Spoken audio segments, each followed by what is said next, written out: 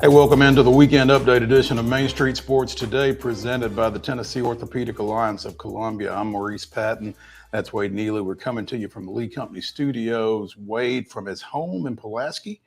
Me from right here on West 7th Street in Columbia. Going to be here with you for the next couple of hours discussing sports topics of local, regional, and national importance. So looking forward to doing so. Wade, happy Friday.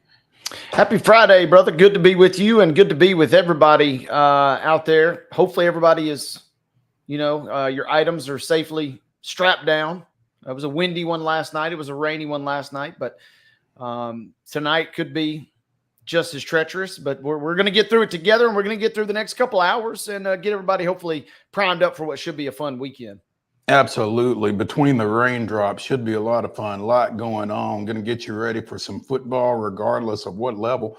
Going from preps to pros, as we do from time to time on this show. We got high school, we got college, we got NFL, and it should all be interesting. In the next hour, in addition to football, we will visit with Columbia native JADEN HAMM, who we talked about earlier in this week during one of our baseball segments. Former Columbia Central standout, former Middle Tennessee State standout, and now, as judged by Baseball America, the #2 pitching prospect in the Detroit Tigers organization. Just finished up his first full season with their high A team up in West Michigan, and he's going to visit with us in the next hour. In the next segment, we will visit with Nashville Sports Council President and CEO Scott RAMSEY, as the Big Machine Music City Grand Prix is this weekend. And I think it's kind of snuck up on some folks relative to some other years. And I don't know if that's because it's not actually in downtown Nashville as it has previously been, or what exactly that would be attributed to. But I don't know that the buzz has necessarily been what it's been, but we'll discuss all of that with Scott here in the next segment, like we said. Yeah, it certainly doesn't feel like the last couple of seasons with the street circuit kind of being in and around Nissan Stadium there, going through the streets. I mean, the bridge, the iconic shot, it doesn't feel quite the buzz. I think the racing, mentioned this when they made the switch. I'll be curious to hear Scott's reaction. I think the racing will be better at this current venue and this current structure. But sometimes you don't necessarily, in a weird way, you don't necessarily sometimes care about the racing so much as you care about the spectacle and the entertainment factor, because, yeah, it does feel like that is not quite as robust this year. Yeah, and with it being the final race of the season, you're going to get a champion, a season champion out of this event. So, hopefully by Sunday, it'll be a little buzzier, maybe. So we'll see how that goes. But again, we've got that coming up. We've got Scott coming up. We'll talk a little baseball. We'll talk a little football. A lot to talk about. Let's go ahead and get started into it, I guess, with yesterday's results and this weekend schedule on the rundown. This is the Rundown. Hey, folks, before we begin today's rundown, I want to remind you that our Friday rundown is brought to you by our friend Chip Walters of Exit Realty, Bob Lamb and Associates. The Blue Raider voice also wants to be your trusted advisor in real estate. So contact Chip at 615-542-1915 or visit his website, choosechip.net. That's Chip Walters, proud to support youth sports across Middle Tennessee. High school football action from Thursday night. Battleground Academy with a 34-7 win over Davidson Academy. It was DeKalb County defeating Watertown 45-27. Friendship Christian with a 35-7 win over Grace Christian of Franklin. Dixon County, in a little bit of a surprise, goes to Gallatin and downs the Green Wave 10-7 in a game that you could hear both on Pulaski Citizen Live and on Main Street Media Radio. It was Giles County 29, Lawrence County 25 in the cowbell game. Nolensville with a 42-0 win over Glencliff. Overton defeated McGavock 22-14. Page with a 42-0 win over Laverne. It was Mount Juliet 44, Warren County 0. Donaldson Christian downed Providence Christian 35-0, and it was Westmoreland 51, Jackson County nothing. Moving into our volleyball scores from last night, it was Murfreesboro Central Magnet picking up a 3-0 win versus Community. Fayetteville dispatched Culleoka 3-1 was your final there. Eagleville on top of Forest 3-0, 3-0 in favor of Lebanon, who defeated Smyrna last night. Middle Tennessee Christian also swept Columbia Academy. Siegel with a 3-0 win versus Oakland. Riverdale takes care of Rockvale 3-0. Station Camp on top of Gallatin 3-0. 3-0 also as Stewart's Creek defeats Laverne. And a couple more sweeps. Night of the sweeps last night. Providence Christian defeating University School of Nashville 3-0. And Zion Christian defeating Santa Fe last night 3-0. Moving into girls soccer from last night. Franklin Road Academy tying BGA 1-1 was your final there. Green Hill was a 2-0 victor versus Beach. It was CPA on top of Innsworth 4-1. Brentwood and Centennial battled to a 2-2 draw. Good contest there. Columbia Academy takes care of Zion Christian. That final is 2-0 in favor of CA. Culleoka 4-0 win versus Cornersville. Glencliff on top of Eazell Harding 2-0. Franklin with a 1-0 victory versus Independence. Gallatin picking up a 6-0 win versus White House. Hume Fogg on top of White House Heritage 2-0. STEM Academy defeating Hunters Lane 4-2 was your final there. Lead Academy with a 5-0 win versus Republic. In a Murfreesboro battle, Blackman and Oakland, no goals. Scoreless draw last night as those two rivals could not solve each other out offensively there. Page 4-1, a winner over Nolensville last night. Also a goalless draw between Siegel and Rockville. Murfreesboro didn't feel like scoring last night, I see. Lebanon with a 1-1 draw versus Smyrna. Summit 2-0 over Ravenwood last night. Providence Christian, here's where all the goals were. Providence Christian with an 8-6 win versus Webb School, and Wilson Central takes care of the Middle Tennessee Golden Eagles 3-1 was your final score there. Major League Baseball action from last night. The Astros doubled up the Athletics 6-3 to close the game series. WNBA action, it was the Liberty with a 99-67 win over the Wings. And in NFL Thursday night action, it was Buffalo 31, Miami 10. High school football action tonight. These are all 7 o'clock kickoffs unless we tell you otherwise. Summit is at Blackman. Boyd Buchanan hosting Franklin Christian. I bet that one's at 6 in Chattanooga, actually. Father Ryan goes to Brentwood Academy. Lawson is at Centennial. White House Heritage goes to Cheatham County. Clarksville hosting Hopkinsville. Middle Tennessee Christian travels to Clarksville Academy. Kirkwood is at Clarksville Northeast. Siegel goes to Coffee County. Eazell Harding is at Cornersville. Creekwood hosts Montgomery Central. Collinwood travels to Eagleville. Houston County is at East Hickman. East Nashville hosting Maplewood. Sycamore goes to East Robertson. Good Pasture is at Franklin Road Academy. Joe Burns travels to Gordonsville. Brentwood. Lucky Brentwood making the drive up to Paris, taking on Henry County. Cane Ridge is at Hillsboro. Hendersonville goes to Hunters Lane. Huntington hosting Columbia Academy. Franklin is at Independence. West Creek goes to Kenwood. Innsworth goes east to Knoxville Catholic. That is probably a 6 o'clock central kick as well. Cookville's at Lebanon. Stratford goes to Liberty Creek, and Spring Hill travels to Lincoln County. Other games continuing. Baylor is going to be at Lipscomb Academy this evening. Big showdown between Summertown and Loretto in that county rivalry there. Innovation Academy is at Mace this evening at 7 p.m. CPA in an all-acronym battle is at MBA this evening. Greenbrier will be at Marshall County. Red Boiling Springs traveling to Mount Juliet Christian. Harpeth tonight is on the road at Mount Pleasant. It'll be Antioch at Oakland. Pure Academy is at Pearl Cone. Webb School is at Pope John Paul II. Beach traveling to Portland tonight. Smyrna will be at Ravenwood. Trousdale County is at Republic. Fairview is at Richland. We'll be broadcasting that one on Pulaski Citizen Live tonight as Richland plays its first home game finally this year. Germantown at Riverdale this evening. A few more games here. Stewart's Creek at Rockvale. Clarksville Northwest traveling to Ross View. Columbia at Shelbyville. Big region showdown between those two squads there. Zion Christian at South Haven Christian this evening. Springfield is at Station Camp. Grundy County traveling to the Tennessee Heat. White House is at Whites Creek.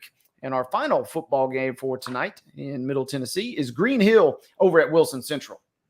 Volleyball this evening at 4 o'clock. Summit faces Middle Tennessee Christian.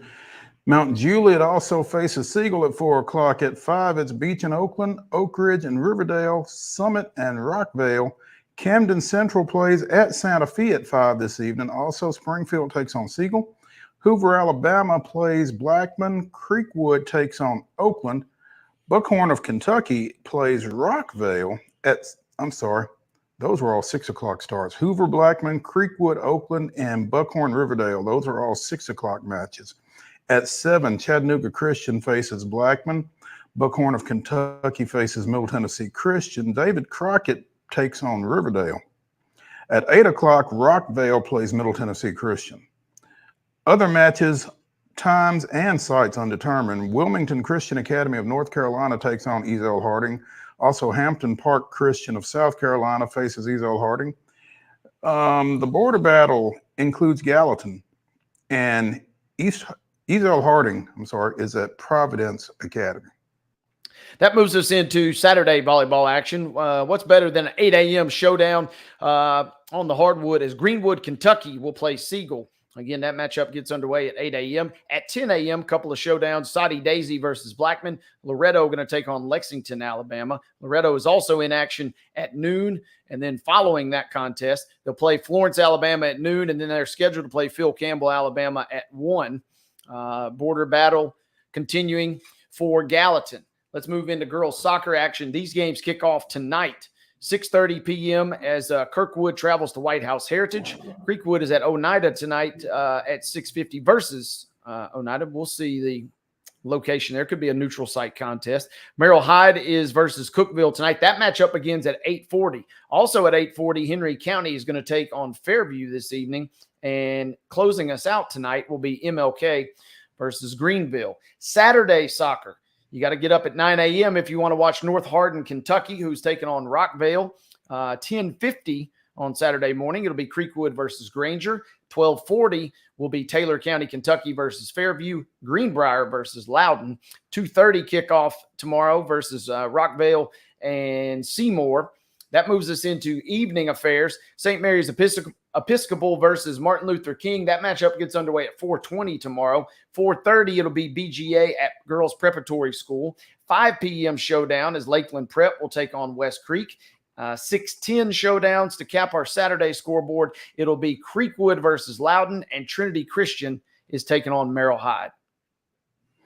College football action on Saturday at 1:30. You can hear it on WANT-FM 98.9. The Cumberland Phoenix hosting St. Andrews University. At 6 o'clock on ESPN Plus, Vanderbilt travels to Atlanta, taking on the Panthers of Georgia State. Also at 6 o'clock, also on ESPN Plus, it's 100 Miles of Hate as Western Kentucky comes to Floyd Stadium, taking on the Blue Raiders of Middle Tennessee State.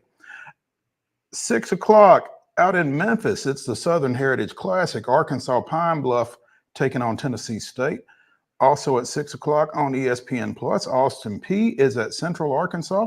And at 6:45 on the SEC Network, Kent State travels to Neyland Stadium, taking on the University of Tennessee Volunteers, the 7th ranked UT Vols. Major League Baseball this weekend. Dodgers and Braves start a 4-game series tonight at 6:20. You can see that one on Apple TV. Tomorrow's game is at 6:20. It will be shown on the MLB Network and on Valley Southeast. And Sunday is a 6:10 first pitch. You can see that one on ESPN. The Astros and the Angels out in Anaheim. Tonight they start at 8:38. It's MLBTV.com, I guess. Saturday at 8:38, it's on the MLB Network, and Sunday at 3:07, again, it's MLB TV. Nashville Sounds and Memphis will continue their series at First Horizon Park. Tonight, it's a 6:35 first pitch between the Redbirds and the Sounds. Tomorrow night, that's a 5:05 first pitch for the first game of a two-game doubleheader. The series wraps up at 6:05 on Sunday. WNBA action tonight, 6:30. All of these are on ION. So check your local listings to see which one you get. But Seattle is at Dallas at 6:30. Chicago is at Minnesota at 6:30. The Aces are at the Fever at 6:30. Washington and Atlanta play at 6:30. And then at 9 o'clock, it's the Connecticut Sun and the Phoenix Mercury. Sunday, WNBA action. The Lynx is at the Liberty at 2 o'clock. The Dream is at the Mystics at 2 o'clock. Dallas is at Indiana at 2.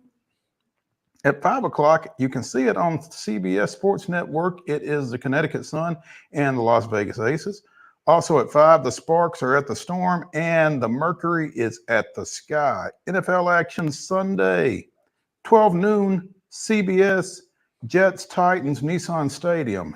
And finally, MLS action tomorrow night. It is the Nashville Soccer Club at Atlanta United. That is a 6:30 first touch. You can see it on Apple TV. Ladies and gentlemen, that is your rundown.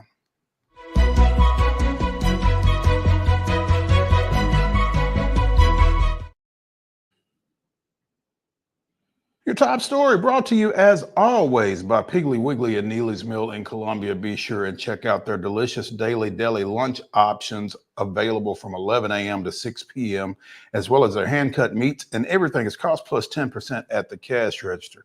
Piggly Wiggly, Neely's Mill, Columbia. The Corn Ferry Golf Tour is making a stop this weekend in Franklin at the Simmons Bank Open for the Snedeker Foundation. They're playing over at Vanderbilt Legends Club. Coming out of yesterday's first round, you had a tie at the top between Paul Peterson and Daniel Summerhays, each of whom shot a 6 under 64. There were 4 guys a stroke back. So today's play should be pretty interesting over there again at the Vanderbilt Legends Club. Peterson and Summerhays had not led any round this season before yesterday. So nice time to get it going there for them. I guess they like the Legends Club course over there. This is a pretty big event in that the top 120 players on the Corn Ferry Tour points list after this tournament will be eligible to compete in next week's Nationwide Children's Hospital Championship. So I guess they are kind of in their playoffs, sort of like NASCAR is. That'll be the third of 4 Corn Ferry Tour Finals events. So they're kind of cutting guys off, I guess. The top 120 points leaders will advance from this weekend into that event. So again, Peterson and Summerhays leading that tournament coming into today's second round. We will get you up to speed on the results on Monday. So, and this is always a big tournament, always obviously exciting for Nashville. And this event was the one, Mo, that was won. Grayson Murray, who tragically passed away earlier this year at just age 30. He was the guy that ends up winning this tournament last year. It's kind of his last little hoorah on the Corn Ferry Tour before he kind of cranked it up to the PGA ranks this year. So this is a fun event, and anytime Snedeker's involved, you know everybody else is going to have a good time, and you know that it's going to be for a good cause. So always exciting when any level of professional golf comes to Nashville, but especially this event, it seems like. Absolutely. Let's go ahead and take a break here on Main Street Sports Today, presented by the Tennessee Orthopedic Alliance of Columbia. When we return to the Lee Company studios, we will be joined by Nashville Sports Council President and CEO Scott Ramsey, talking a little Big Machine Music City Grand Prix. Stay with us after the break.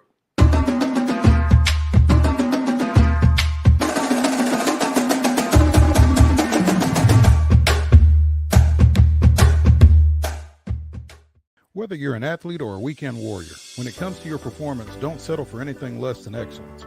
We're proud to announce that Mid-Tennessee Bone and Joint Clinic is now Tennessee Orthopedic Alliance of Columbia, where we are redefining sports medicine and orthopedics. Tennessee Orthopedic Alliance's team of expert sports medicine physicians understands the unique demands of your body. TOA Columbia specializes in personalized orthopedic care, offering state-of-the-art treatments for everything from sports injuries to joint replacements. Learn more at toacolumbia.com. So Busy Bee is a very close-knit family. We fight just like every family does. We have arguments, but we always come out with a solution to the problems. We don't just fight about what we want, we fight about what customers need. We want to make sure that every customer we go to is more than satisfied. And that doesn't just start whenever we show up at their door, that starts when we show up every day at work. We want to make sure that we are serving our customers to the best of our ability. He shoots and he scores!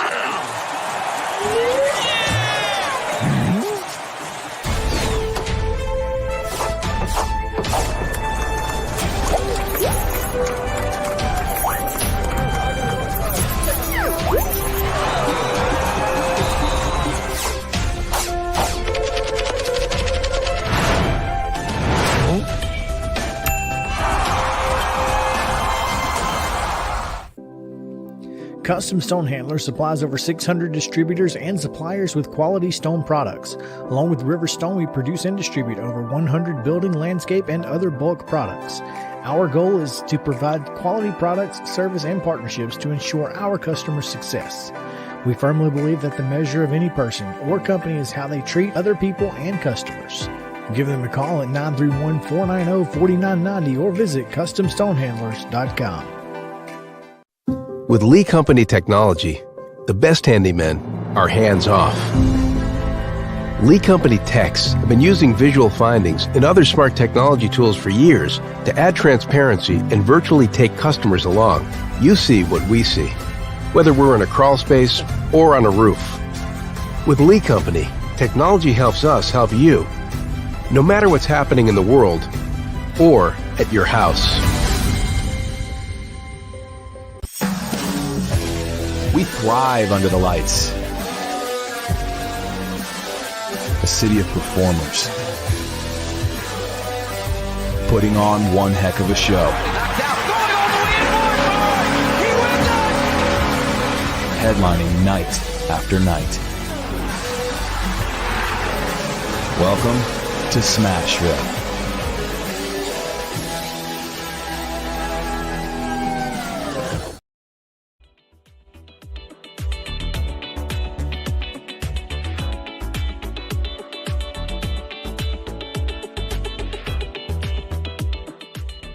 Weekend update continues here on Main Street Sports Today, presented by the Tennessee Orthopedic Alliance of Columbia. That's Wade Neely. I'm Maurice Patton, and we are pleased to be joined by Nashville Sports Council President and CEO Scott Ramsey as we get ready for this year's Big Machine Music City Grand Prix. Scott, where's your helmet, man?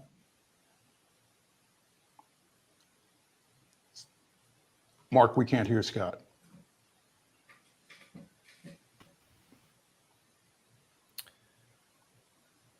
Scott, we might have you muted there. We apologize if so.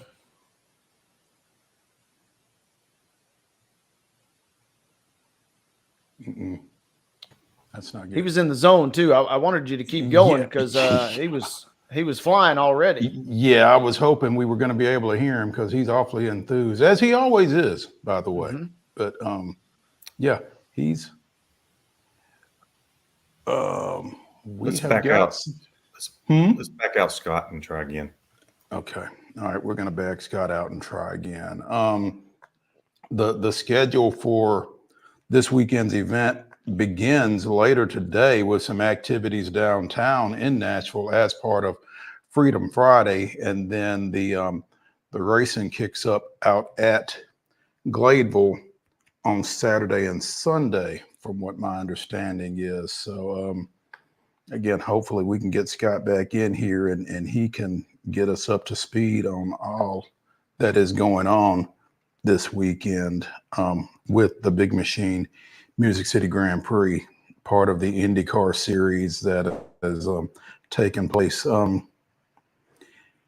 a music festival and qualifying tomorrow, and then the championship race obviously taking place on Sunday. So, and again, It'll be out of Gladeville. It's not downtown as it has been the previous 3 years. And I guess that obviously creates some different racing, but also probably creates a different vibe for the fans as well. So wanted to kind of talk to Scott a little bit about how that changes things.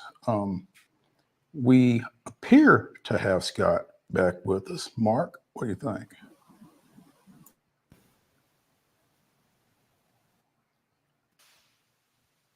Can you hear me now? We can. There he is. There we go. The golden tones of Yes. Scott RAMSEY, President and CEO of the Nashville Sports Council, and the biggest truism in all of technology: turn it off and turn it back on. Plays out once again. No. Reset, Maurice. Reset. Absolutely. It's applicable in a number of areas, Scott. It is. But yeah, It's man, one of those words that has a lot of definitions. for sure. Appreciate you sticking with us, and appreciate you taking some time with us this afternoon.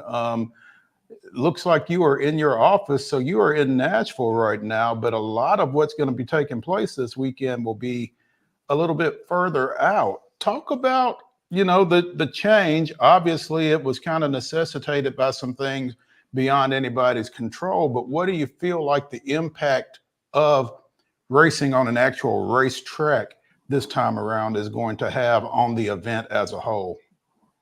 Well, I think the event will go off great, Maurice. I think there's a lot of confidence in Matt Greasy, the National Super Speedway, the IndyCar folks, and certainly the Borchetta team that's leading the local operations this year. So, I think race day is going to be tremendous, going to be exciting, and great opportunity for Nashville, Music City to host, the season finale for IndyCar this year. So, but it is different, it's also what a weekend. I mean, you got the final home stand for the Sounds, home opener for the Titans, the fourth iteration of Music City Grand Prix. So just a lot going on here if you love sports, and a lot of opportunities.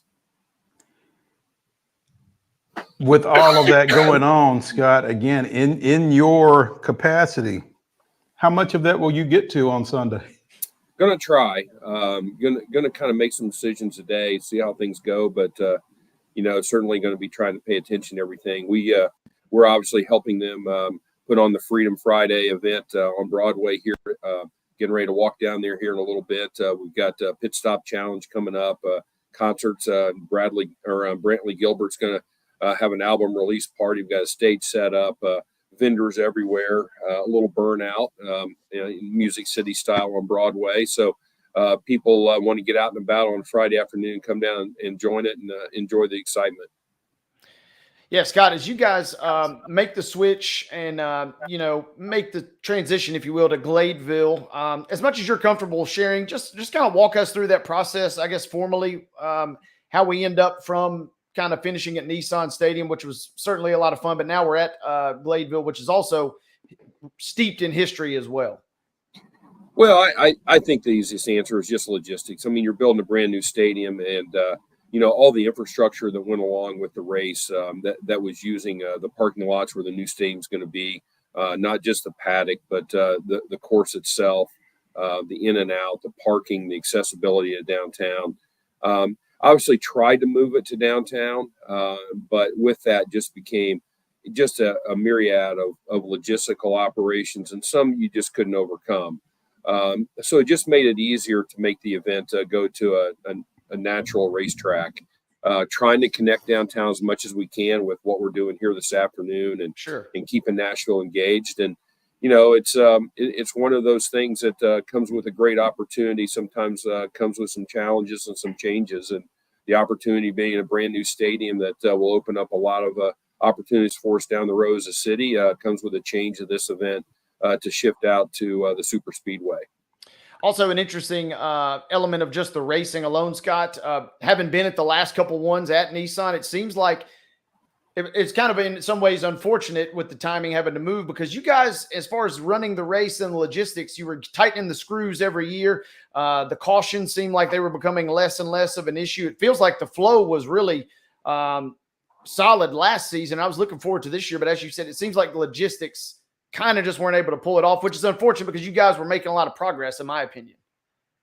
Yeah, again, I don't see it as a negative, except that it's just a change from what we've done for 3 years, and hopefully down the road you'll be able to have the opportunity to evaluate it coming back downtown, and more of a street Grand Prix type of format. But again, I think it's going to be a great day of racing on Sunday out at Super Speedway, and got a lot of confidence in Matt and his team, and I think IndyCar is very very comfortable and confident with ending their season on an oval here in Nashville. I imagine no small shortage of Joseph Newgarden fans out in attendance this weekend. Well, you're not supposed to root for anybody, but we're rooting for the hometown kid. So,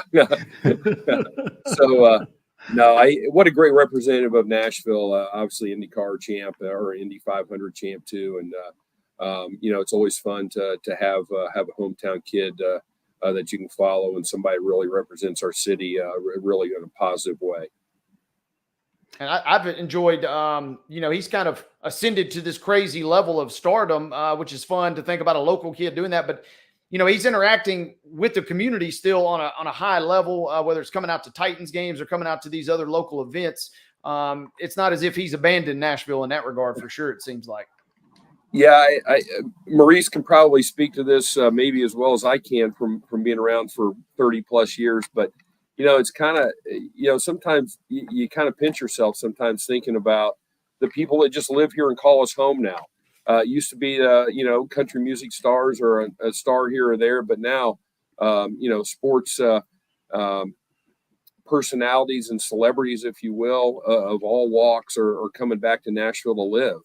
And I think that's a great compliment to our community and how they're treated here, and they can be part of the community and be like everybody else. And, I think Joseph certainly fits into that, and I think it makes him feel comfortable. But it is sometimes kind of a little surreal when you think about how far we've come in 25 or 30 years and being a home to so many current, former, and hopefully future sports stars and personalities.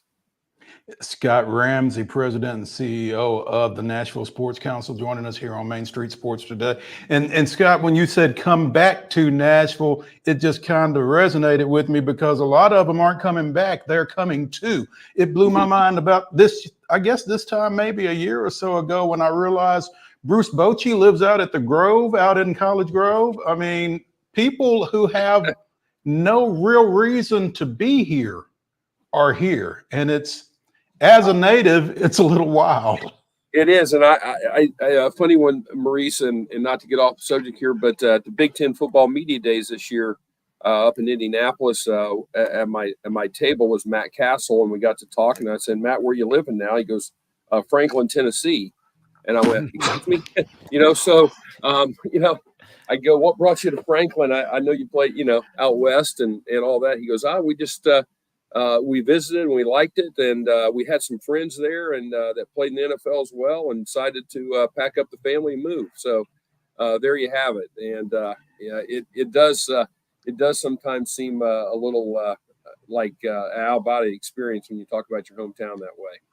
Literally my hometown. Yeah. I mean, and my question in a lot of instances is why, but again, I don't have the same perspective and viewpoint of it that a lot of people like Matt Castle do, but I guess it's great that we've got all of this going on in and around Nashville like that. But as far as, like you said, the event this weekend, this is the final IndyCar Series race of the season, and there's going to be a champion to come out of it. And it's got to be kind of cool when you are the event that's going to crown a champion. This thing is close enough between Alex Palou and Will Power that somebody's going to, one way or the other, walk off with the season championship this weekend.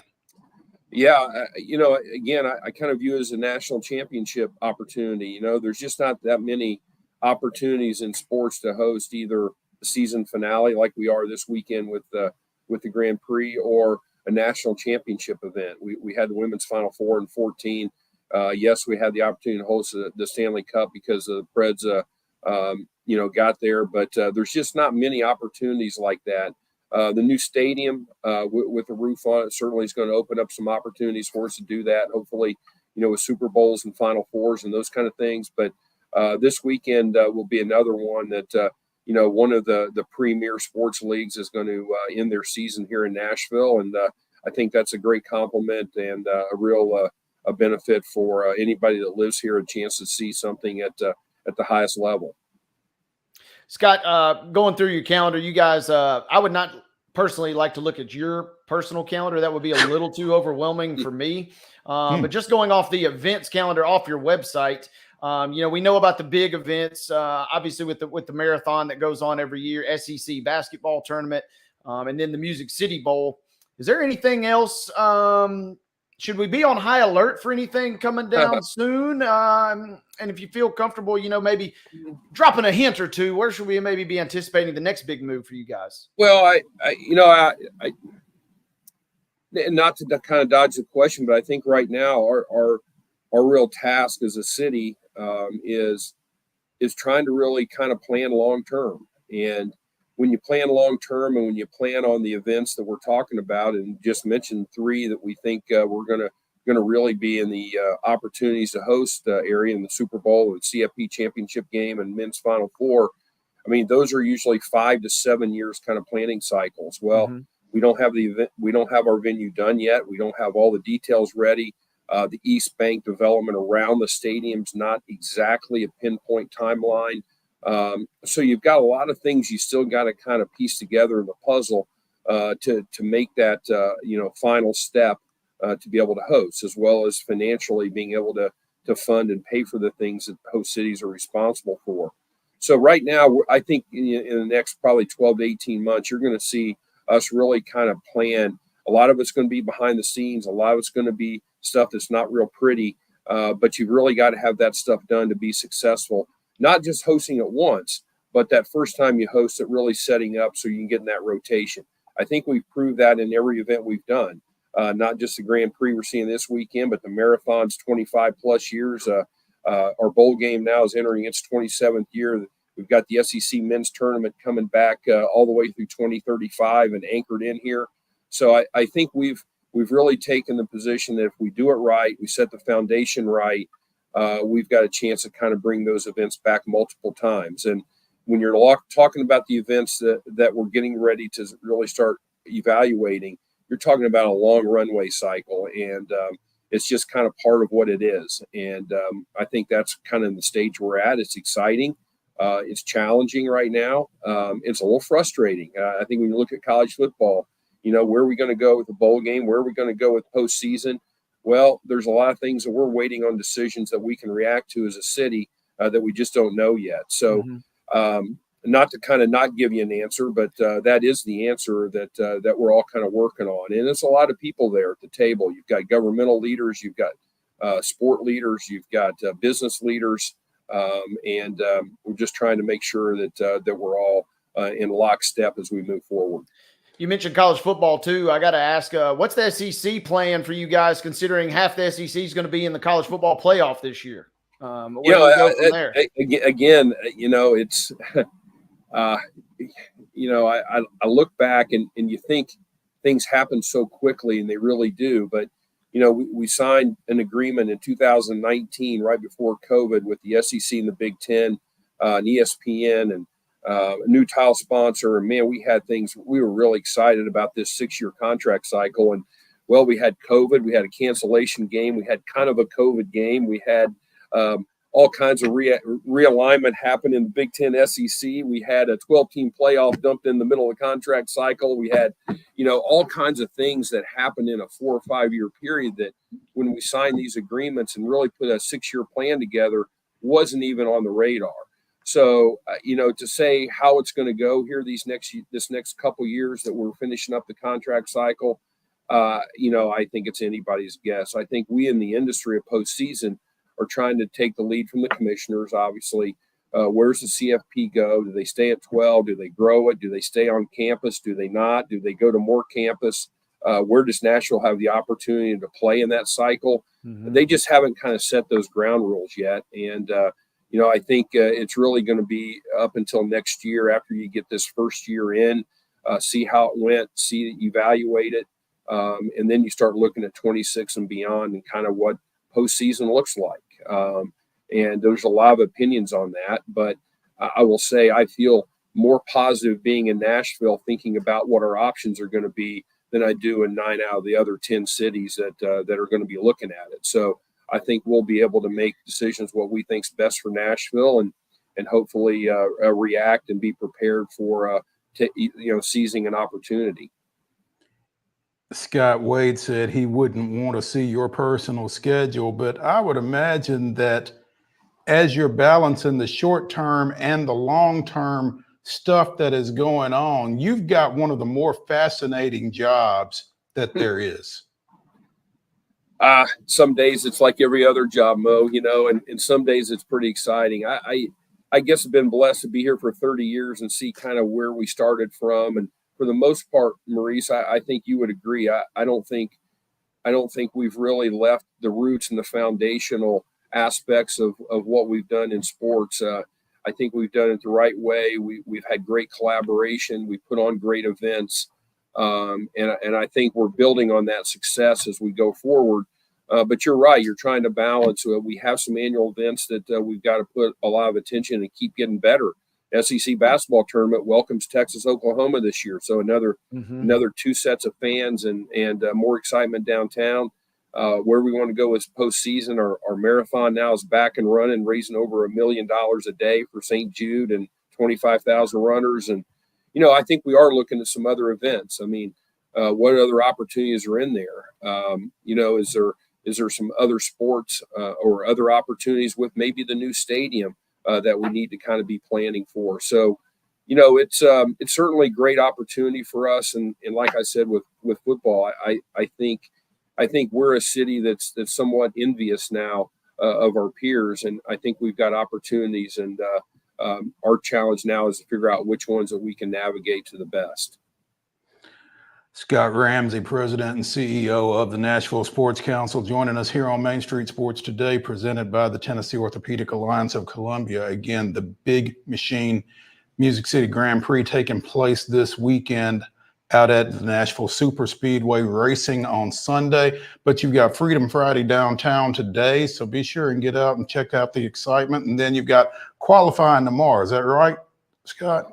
Yeah, qualifying and the race on Sunday, and pit stop challenge here at 5 o'clock coming up, and music downtown, and all kinds of fun. So in Nashville party on Broadway. Are you going to be grabbing a jack handle? I think I lost audio again. I understand. Scott, we appreciate it, man. Be safe. Be careful. Have fun. I appreciate you guys. Thanks for having me. Thank you, Scott. Day. All right. All righty. See you. Hey, when we continue here on Main Street Sports Today, presented by the Tennessee Orthopedic Alliance of Columbia, it is time to talk a little baseball, like it or not. Stay tuned when we come back to the Lee Company studios after this.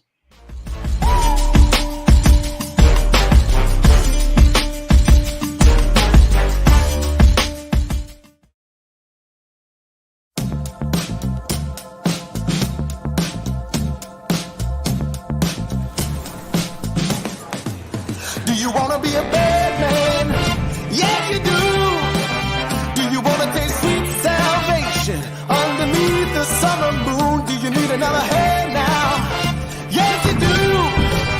Go see Miss Josie down on Columbus Avenue. All right, Columbus Avenue.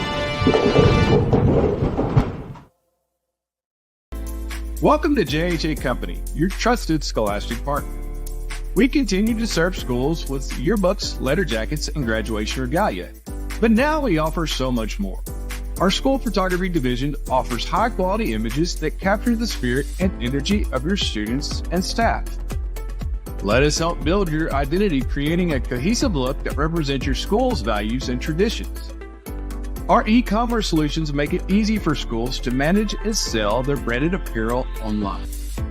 Let's work together to make every school year unforgettable. Visit our website or contact us today to learn more. JHA Company, celebrating achievements, building identities, and creating memories. So Busy Bee is a very close-knit family.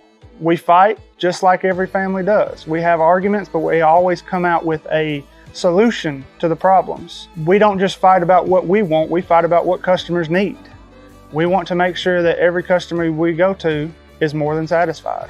And that doesn't just start whenever we show up at their door, that starts when we show up every day at work. We want to make sure that we are serving our customers to the best of our ability.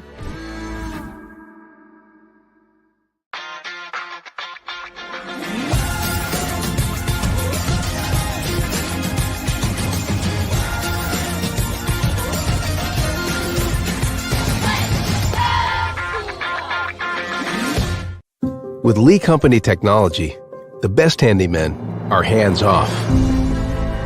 Lee Company techs have been using visual findings and other smart technology tools for years to add transparency and virtually take customers along. You see what we see, whether we're in a crawl space or on a roof. With Lee Company, technology helps us help you, no matter what's happening in the world or at your house. Whether you're an athlete or a weekend warrior, when it comes to your performance, don't settle for anything less than excellence. We're proud to announce that Mid-Tennessee Bone and Joint Clinic is now Tennessee Orthopedic Alliance of Columbia, where we are redefining sports medicine and orthopedics. Tennessee Orthopedic Alliance's team of expert sports medicine physicians understands the unique demands of your body. TOA Columbia specializes in personalized orthopedic care, offering state-of-the-art treatments for everything from sports injuries to joint replacements. Learn more at toacolumbia.com.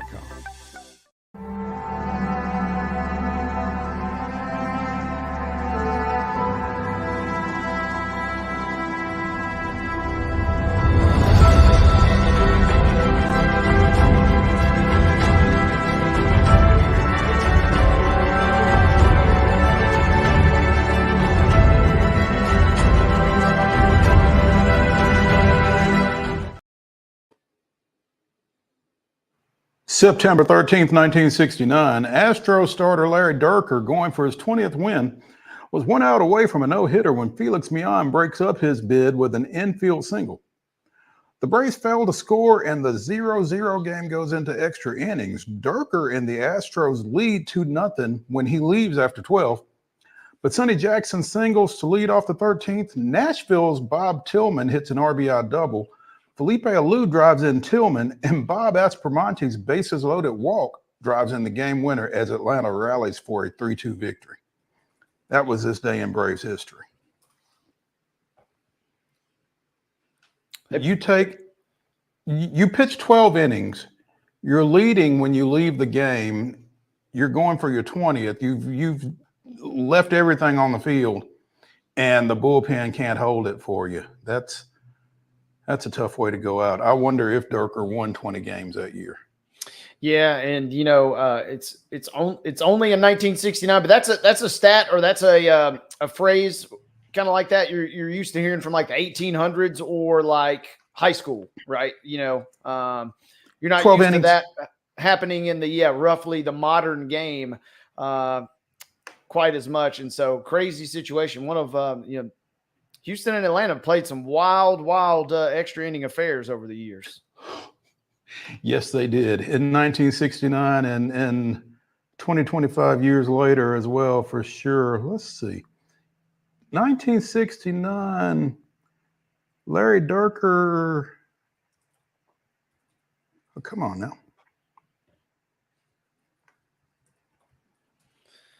Dierker was 20 and 13, so we did pick it up eventually. There we go. Yeah, at the age of 22. Man, he was one of the Astro greats, man. I remember him early in my baseball fandom. So nice little win there by the Braves. And managed them kind of around the heyday when I started becoming a fan in the late 90s. Was the NL Manager of the Year in 98. Didn't realize that. Okay. Didn't know that. I did know that he managed them. I did remember he managed them, but I didn't. They were pretty good. I can do without the Braves going 13 at any point this weekend, but if that's what it takes to win one, then, it is what it is, because they open a 4-game series again this weekend against the visiting Dodgers. And as we mentioned yesterday, former East Tennessee State pitcher Landon Knack gets the start for the Dodgers, 2-3 with a 3 ERA. Spencer Schwellenbach, 5-7 with a 3.78, will be going for the Braves in this first game of the 4-game set, which will wrap up on Monday. Meanwhile, they'll have Travis d'Arnaud back, I guess, coming back from paternity leave for that one as well. He was out of pocket when they went up to D.C. this week, so he'll be back, and I assume Chadwick Tromp will be going back to Gwinnett. The Astros got a home run from Jason Hayward and 3 hits from former Nashville Sound John Singleton in that 6-3 win over the Athletics yesterday to close out that series. So nice win for the Astros. Trying to kind of stop the bleeding a little bit. For sure. And that was a game. It was 2-0 for the longest time. And then I got the notification on my phone with the final, and I just saw the 3 for Oakland, and I was like, oh boy, this has not been our series. This is not looking good here for these guys, apparently. And then I saw the 6 beside it, and I said, okay, that's a little small sigh of relief there, because if they had lost 3-2, that would have been tough. Yeah. The lead in the AL West is back up to 4.5 for the Astros. Yeah, got a game up, which is clutch because, we talked about it. Seattle, when I caught the end of that game the other night, their fans were cheering as if like, hey, we know we're in the fight and we're going to give everything we've got. They weren't playing like a team that was that far back. I mean, they were cheering and the fans and players were after it like it was a half game. So Houston's going to have a little bit of a fight down the stretch from Seattle, it looks like. Well, you may be able to get some help, because while you guys are playing at the Los Angeles Angels tonight with Kikuchi getting the start, for the season, Kikuchi 8-9 with a 4.31, but his numbers with the Astros have been a little bit better than that. Samuel Aldegari 1-1 with a 3.45 going for the Angels in that 8.38 start. But maybe y'all can get some help from the Rangers, who are traveling to Seattle this weekend, coming off of Kumar Rocker's 4-inning, 7-strikeout major league debut last night against the Mariners. Now, again, the Rangers rolling out Jacob deGrom tonight. So, it was cool to see. Saw a lot of folks tweeting when we got done with the Giles County game last night about Rocker and his performance, and so exciting to see him kind of get off to a pretty good start. And then the Rangers got to be impressed, I would imagine. And then also deGrom coming back kind of from the depths, really kind of honestly forgotten about that guy until you mentioned that he was getting ready to toe the rubber here earlier this week. And now all of a sudden I'm like, man, okay, who knows what the Rangers are capable of with those two guys, maybe kind of giving a little spark, maybe absolutely play a little spoiler, as it were. Yeah.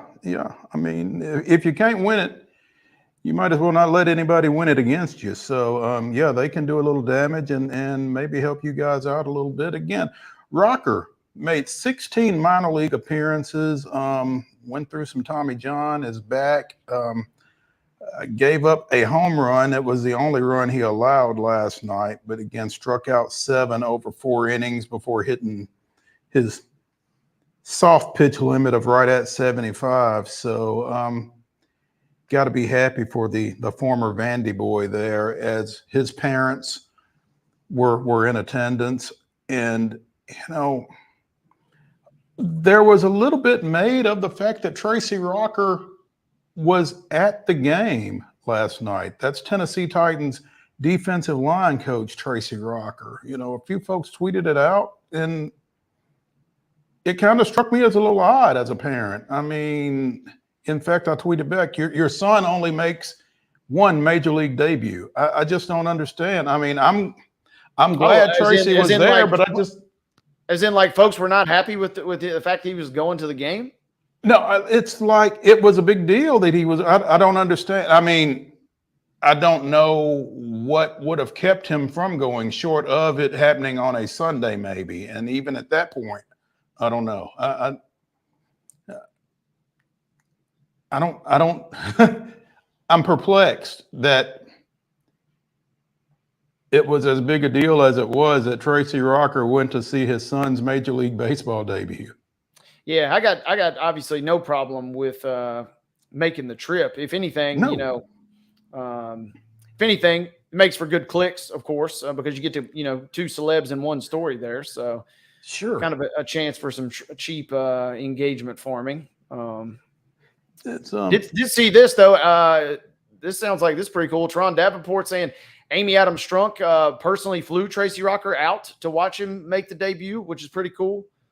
Okay. So it sounds like, the Titans obviously had a full support, and he got a free plane ride out of the deal. There you go. No Southwest for Tracy. He's going on the private jet, it sounded like. Can't beat that. And I guess that made the travel a little easier, and for him to get back for today's practice as well. So good for the Titans helping out with that. The Rangers, meanwhile, for all the other good vibes that they got going with Rocker making his debut and DeGrom getting ready to throw tonight. Corey Seager has been diagnosed with sports hernia and is undergoing surgery for that today. Will be out for the remainder of the season. Has not played since September 2nd with right hip discomfort. So I guess they're just, again, it's been a tough year for the defending World Series champions, but there's another blip on the radar for them from a injury, ailment, surgical situation. So yeah, and the Rangers, it just seems like coming in, they obviously went out and won. They stepped up when they needed to last year, but it just felt like they didn't go full Marlins like we talked about earlier this week about, they weren't fully scraping the bottom of the barrel, but just it kind of almost seemed like last year in some regards maybe took the franchise by surprise just a touch, in the sense that it's like, whoa, it would have been like kind of almost the vibes I'm kind of picking up are akin to the Preds if they had won the Stanley Cup this year. And then you go into this season and it's like, well, now you got to repeat. And it's like, well, hey, we didn't necessarily know we were going to roll this far last year. So cut us some slack here. So I think them getting a good year, evaluate some talent, maybe make some signings or lack thereof, make some moves, and then get ready for next year. Maybe kind of reset the deck, so to speak. Former Coastal Carolina catcher Derek Bender was drafted in the 6th round of the MLB draft early this year by the Minnesota Twins. He was assigned to the Twins' Florida State League team in Fort Myers, the Mighty Muscles.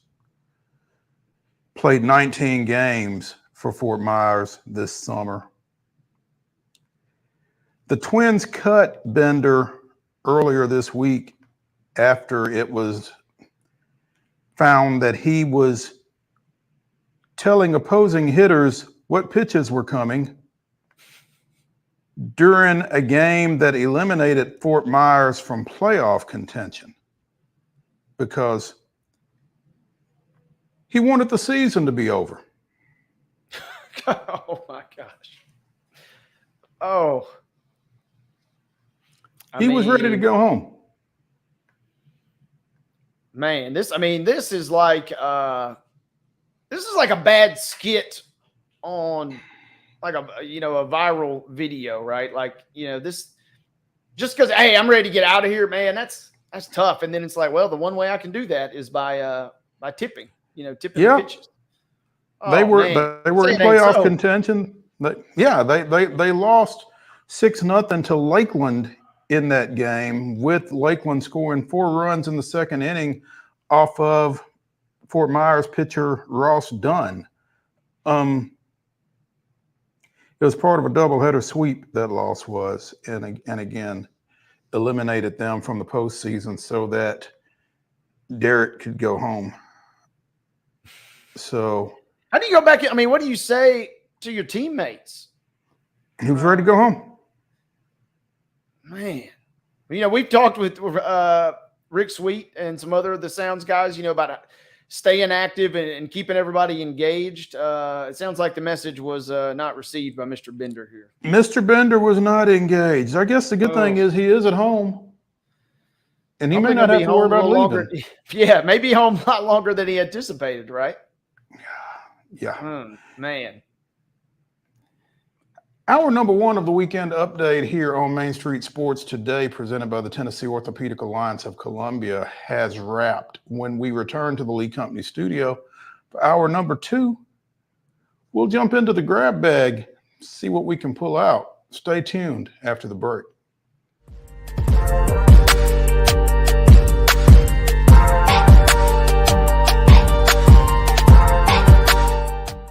Whether you're an athlete or a weekend warrior, when it comes to your performance, don't settle for anything less than excellence. We're proud to announce that Mid-Tennessee Bone and Joint Clinic is now Tennessee Orthopedic Alliance of Columbia, where we are redefining sports medicine and orthopedics. Tennessee Orthopedic Alliance's team of expert sports medicine physicians understands the unique demands of your body. TOA Columbia specializes in personalized orthopedic care, offering state-of-the-art treatments for everything from sports injuries to joint replacements.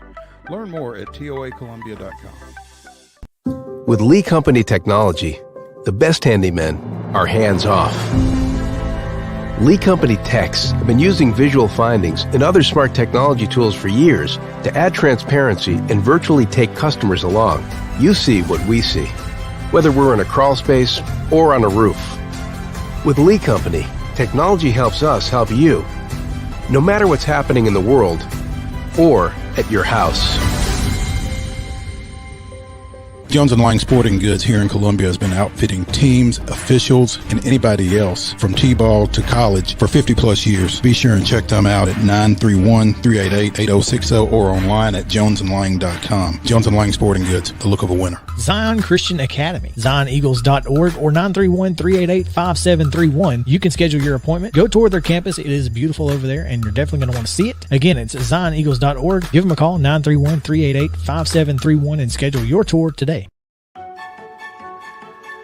So, you want to be a part of the Busy Bee team, huh?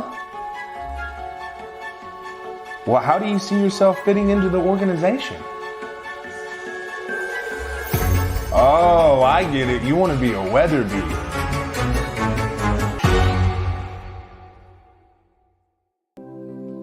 Custom Stone Handler supplies over 600 distributors and suppliers with quality stone products. Along with River Stone, we produce and distribute over 100 building, landscape, and other bulk products. Our goal is to provide quality products, service, and partnerships to ensure our customers' success. We firmly believe that the measure of any person or company is how they treat other people and customers.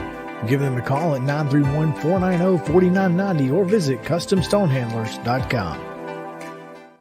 Piggly Wiggly, located in Neely's Mill Shopping Center, is Columbia's locally owned and operated Cost Plus 10 grocery store dedicated to serving the community with low prices and smiling faces. Piggly Wiggly offers fresh, hand-cut meats daily as well as daily hot plate lunches from their deli counter. You're certain to see smiling faces and a helping hand when you're here at Piggly Wiggly. Come by and check out our fresh produce, high-quality meats, and more. Down home, down the street, we'll see you at the Pig.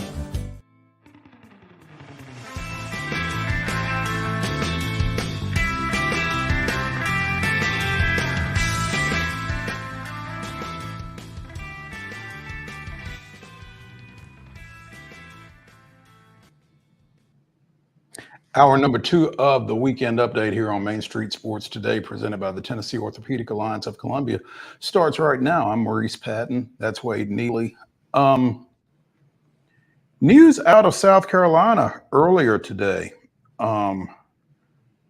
Ray Tanner, who has served as the AD over at South Carolina for the last dozen years, after winning back-to-back national baseball championships over there, quiet as it's kept, will step down from his athletic director's position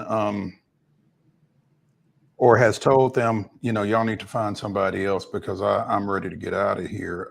He will continue to serve until a new AD is found, and then transition into an advisory role with the president of the university, according to the CBSSports.com article by David Boyd. So, I'm sorry, David Cobb. Kind of an odd announcement, coming into football weekend and that kind of thing, but there it is. Ray Tanner on the way out.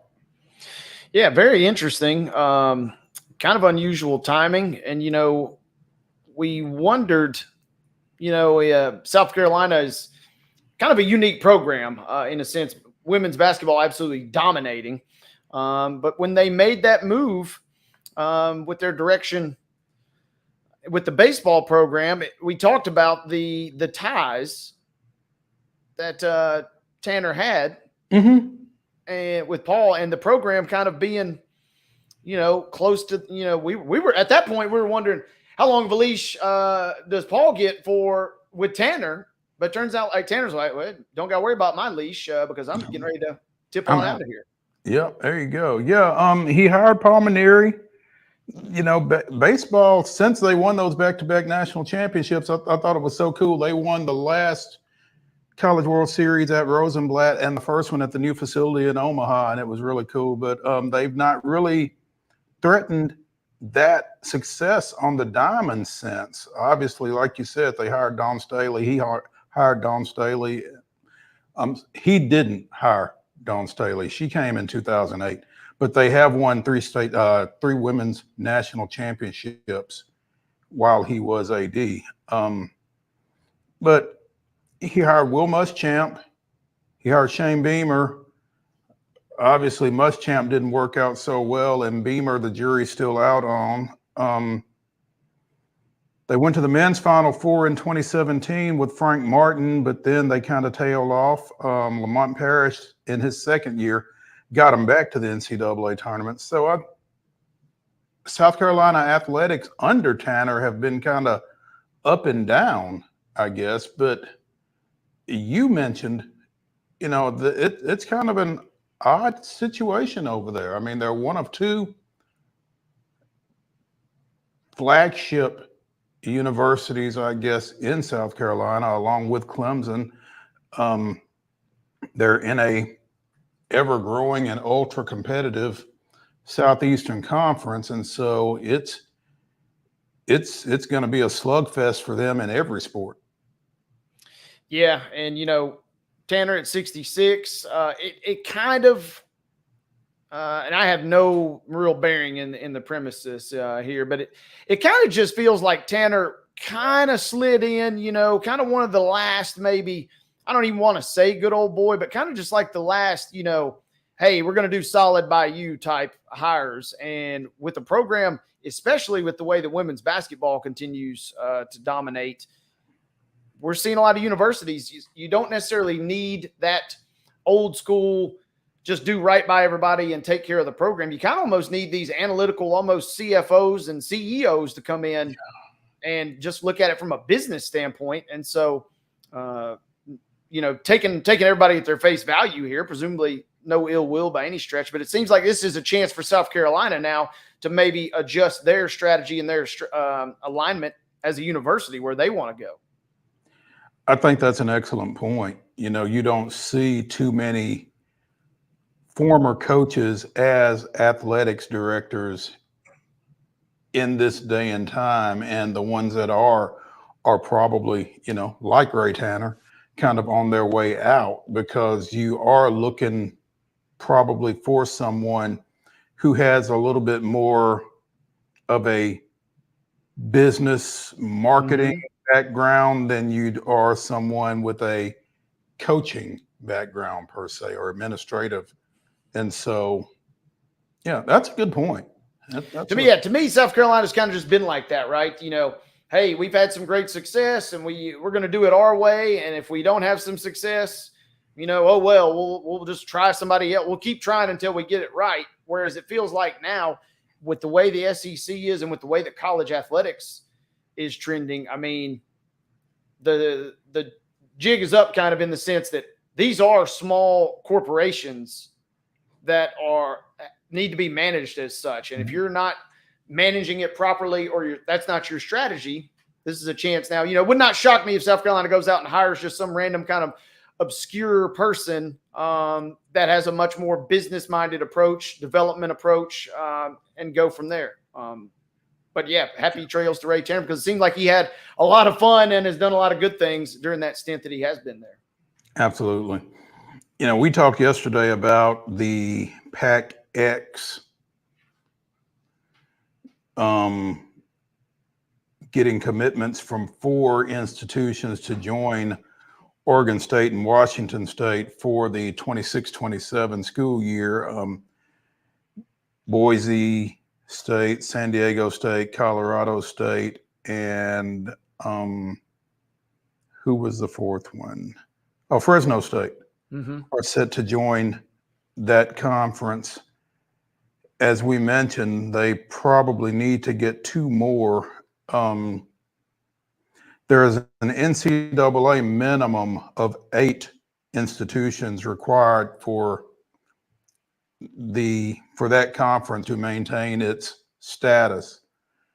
So apparently there are some American Athletic Conference schools that could be in play.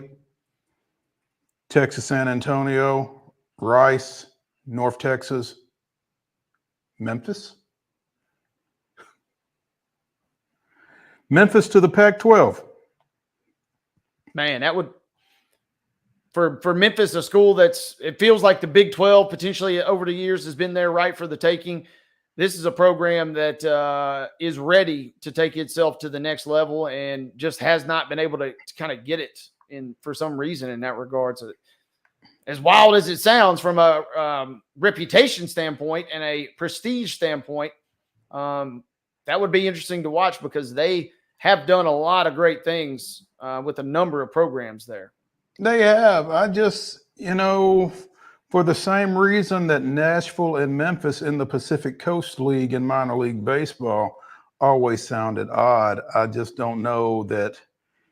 I don't know how easy it would be to wrap your head around Memphis and the Pac-12, 10, 8, whatever it is. That's and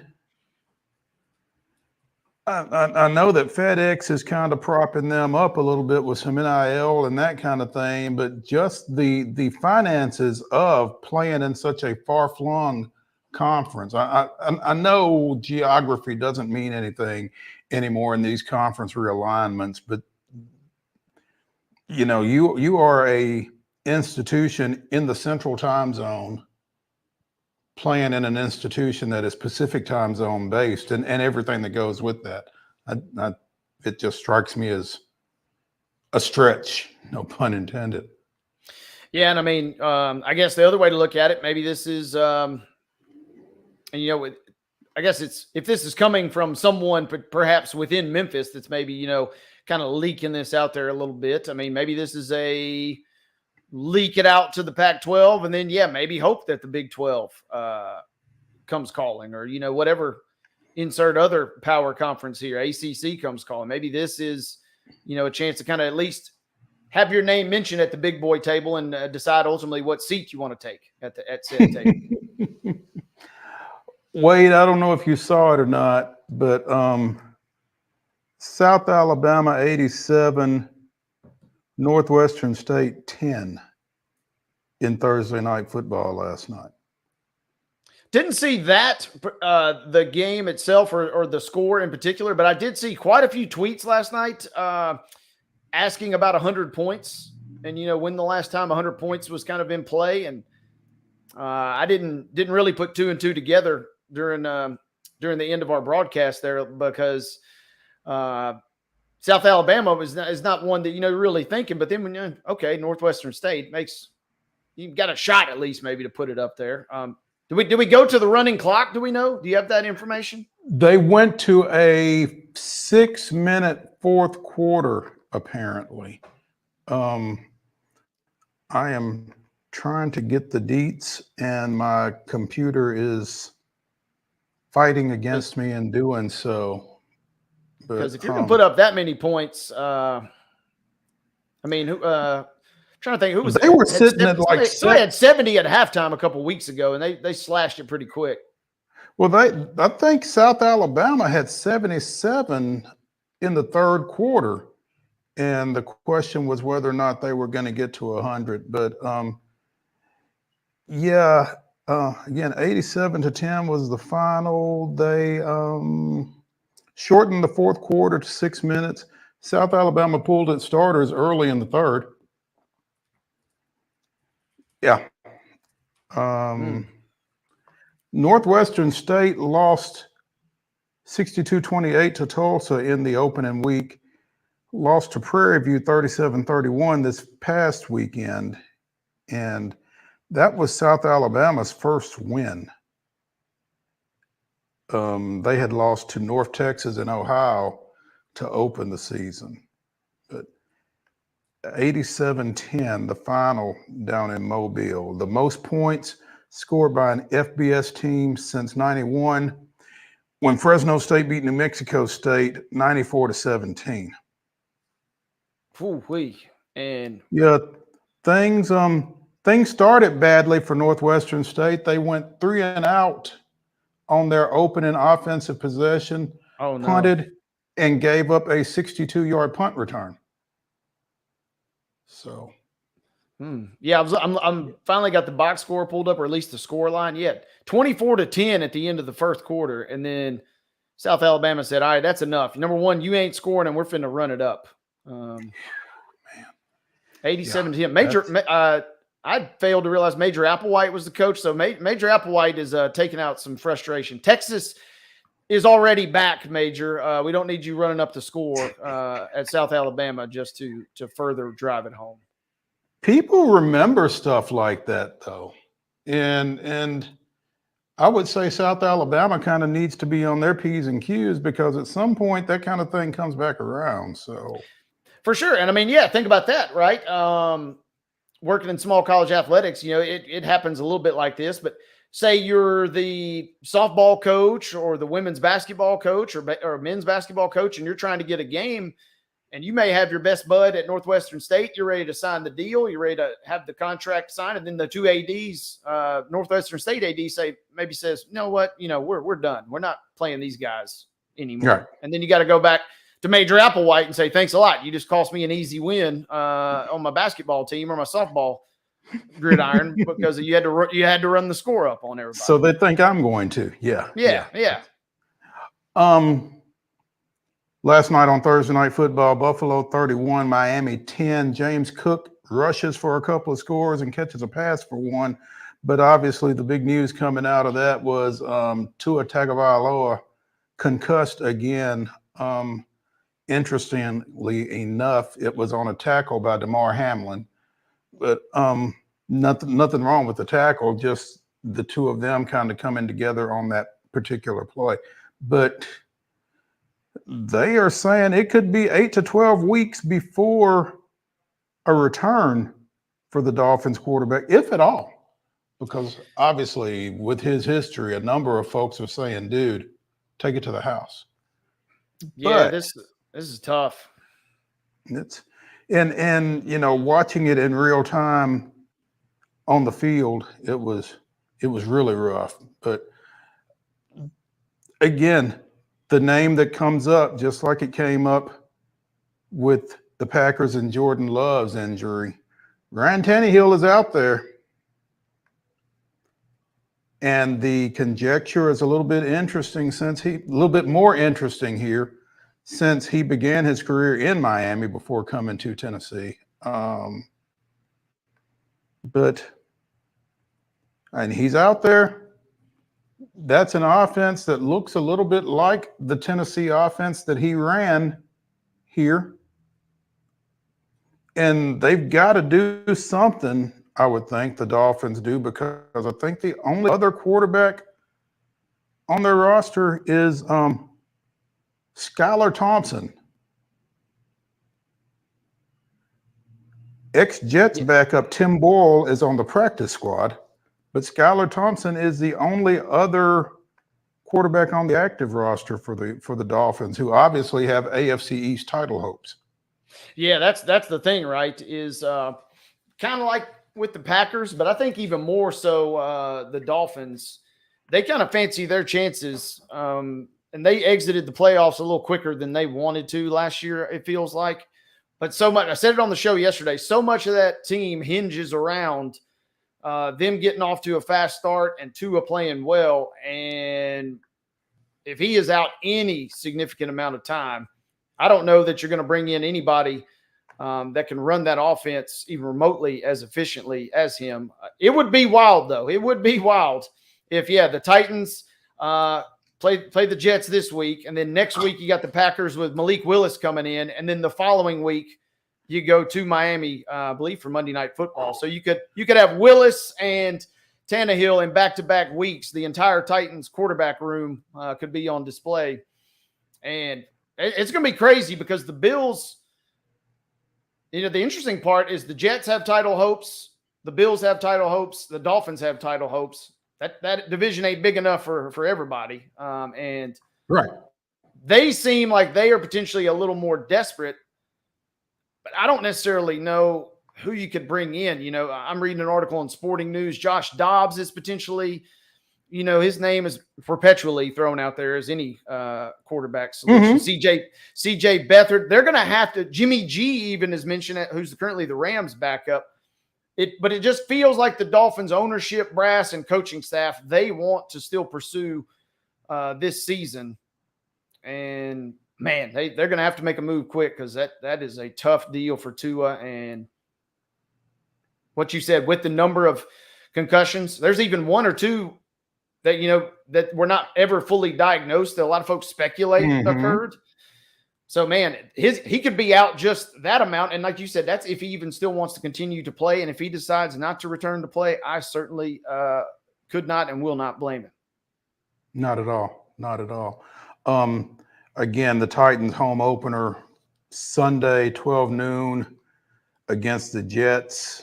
And it's looking like there are no injury designations for the Titans heading into this matchup with the Jets. So, well, let's see.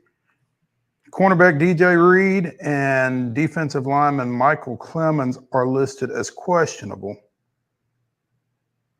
Everybody else seems to be good to go, which is a good sign, again, as they play their home opener coming off of that tough loss at Chicago this past weekend. So, yeah, the main thing, Hopkins Dutton, it's good that he's not on this list at all because I know he played last week, but it certainly felt like they maybe rushed him back just a week too soon. And so the fact that he got out unscathed, having him back, I think, will be a big boon for them. And it's good to see that he's not even on this list whatsoever. Exactly. Let's take a break here on Main Street Sports Today, presented by the Tennessee Orthopedic Alliance of Columbia. When we return to the Lee Company studios, we'll visit with Columbia native, former Middle Tennessee State baseball standout, JADEN HAMM. Let you know what he's been up to the past few weeks. Stay tuned after this.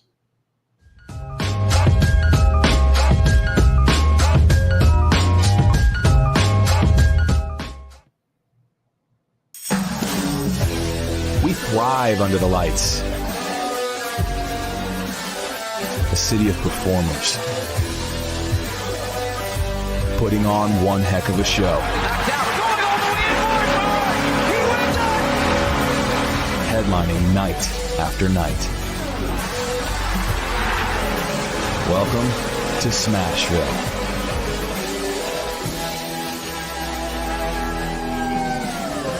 Whether you're an athlete or a weekend warrior, when it comes to your performance, don't settle for anything less than excellence. We're proud to announce that Mid-Tennessee Bone and Joint Clinic is now Tennessee Orthopedic Alliance of Columbia, where we are redefining sports medicine and orthopedics. Tennessee Orthopedic Alliance's team of expert sports medicine physicians understands the unique demands of your body. TOA Columbia specializes in personalized orthopedic care, offering state-of-the-art treatments for everything from sports injuries to joint replacements. Learn more at toacolumbia.com. With Lee Company technology, the best handymen are hands-off. Lee Company techs have been using visual findings and other smart technology tools for years to add transparency and virtually take customers along. You see what we see, whether we're in a crawl space or on a roof. With Lee Company, technology helps us help you, no matter what's happening in the world or at your house. Jones & Lang Sporting Goods here in Columbia has been outfitting teams, officials, and anybody else from T-ball to college for 50 plus years. Be sure and check them out at 931-388-8060 or online at jonesandlang.com. Jones & Lang Sporting Goods, the look of a winner. Zion Christian Academy, zioneagles.org or 931-388-5731. You can schedule your appointment. Go tour their campus. It is beautiful over there, and you're definitely going to want to see it. Again, it's zioneagles.org. Give them a call, 931-388-5731, and schedule your tour today. Piggly Wiggly, located in Neely's Mill Shopping Center, is Columbia's locally owned and operated Cost Plus 10 grocery store dedicated to serving the community with low prices and smiling faces. Piggly Wiggly offers fresh, hand-cut meats daily as well as daily hot plate lunches from their deli counter. You're certain to see smiling faces and a helping hand when you're here at Piggly Wiggly. Come by and check out our fresh produce, high-quality meats, and more. Down home, down the street, we'll see you at the Pig. He shoots, and he scores!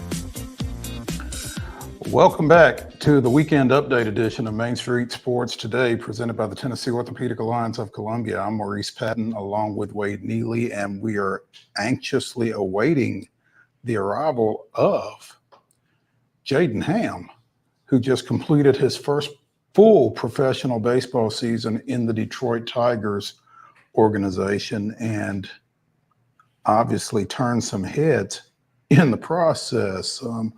Talk a little bit more about that with him when we get him in, so which will hopefully be soon. Mark, did we ever hear from? He's on stage. You might be having problems, Mo. I see JADEN. You see JADEN? Mm-hmm. Okay.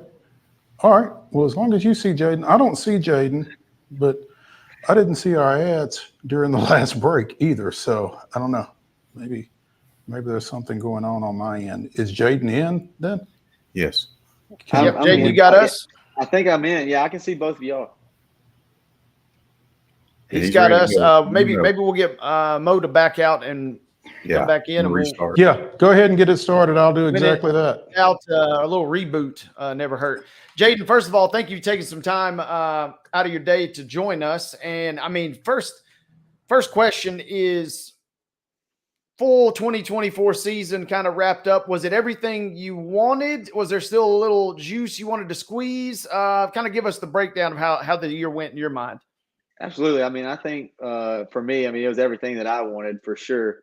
There obviously is still, towards the end, you don't really get all the innings that you want, but being my first full year, they had a set inning limit they wanted from me, and so once I met that, I kind of tapered back off. It's the competitive side of me. I always just want to go out there and just keep competing, but they have a bigger goal in mind for sure.